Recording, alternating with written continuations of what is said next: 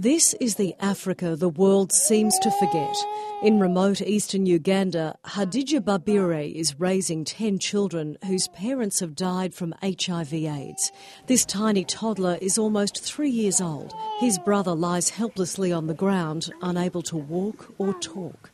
She gets the food with the support from the health centre, and at times that food is not enough.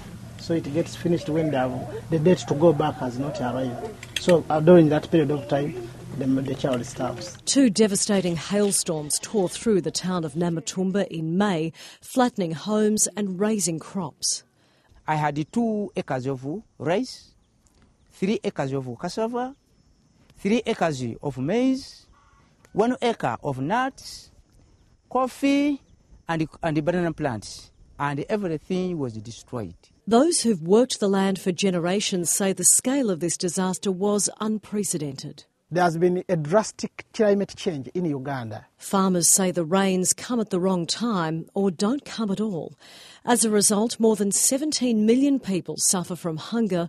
A quarter of the children are stunted. Of the pittance the Ugandan government spends on agriculture, 1/3 is siphoned off through corruption and bureaucracy. Government has not lived up to the expectation of taking responsibility. In many cases, they would say there's no hunger in country, and it is a situation of living in self-denial. There's growing evidence that if governments in Africa and around the world had acted sooner, this food shortage might never have happened. Research published by the anti-poverty agency ActionAid shows that for every $1 spent on agriculture, $10 is saved in humanitarian aid down the track. If farmers can be helped to improve the quality of their crops and adapt to changing weather patterns, this may well be the last famine in human history. ActionAid has set up high-yielding seed banks for local farmers. While 80% of them are women, they own just 7% of the land. For years, Leah Chede's children couldn't go to school because they were too weak from hunger. Since they started growing these seeds, which ActionAid is supplying in the community, her life has changed and the entire family members.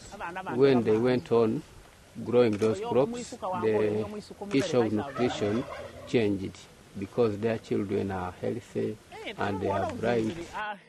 With the world's population now exceeding 7 billion, aid agencies are calling on world leaders to help farmers grow their food today so they don't need handouts tomorrow.